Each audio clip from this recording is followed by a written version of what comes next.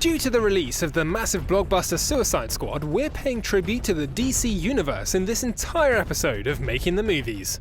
So let's find out where it all began for the multi-billion-dollar franchise. DC Comics was founded 82 years ago in 1934 by Malcolm Wheeler-Nicholson. Back then, they released their first graphic novel, and after some name changes, they eventually settled for Detective Comics, or in short, DC. Superman and Batman are the most famous heroes of the franchise.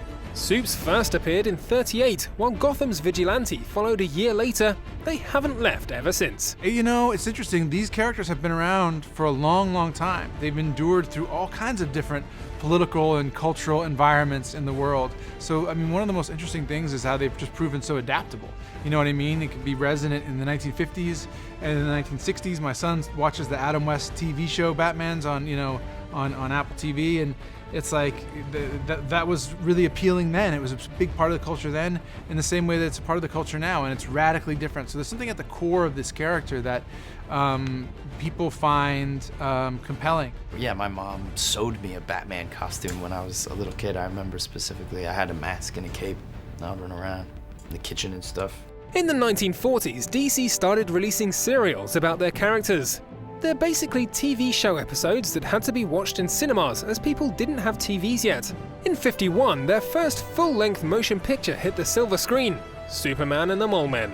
Over the decades that followed, they made a new film every couple of years. It wasn't until 2004's Catwoman that they started producing at least one a year. This was mostly as their big competitor, Marvel, was doing that as well and made a ton of money. In 2013, with the release of Man of Steel, DC again followed in Marvel's footsteps as they started building an extended universe, allowing their characters to cross over in each other's films. A good example is Justice League. Here, all kinds of heroes team up to defeat the bad guy. The first footage was recently released at Comic-Con San Diego. There is a stranger who comes to this village from the sea. He comes in the winter when people are hungry and brings fish. He comes on the king tide. That was last night.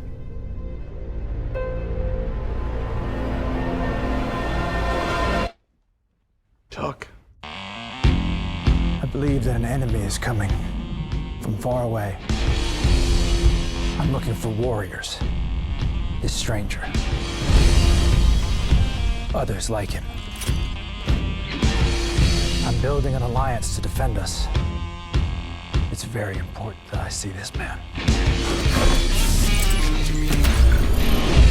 Barry Allen. Bruce Wayne.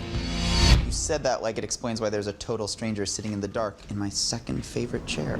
Over the years, DC has proven able to adapt to the market and keep up with their competitors.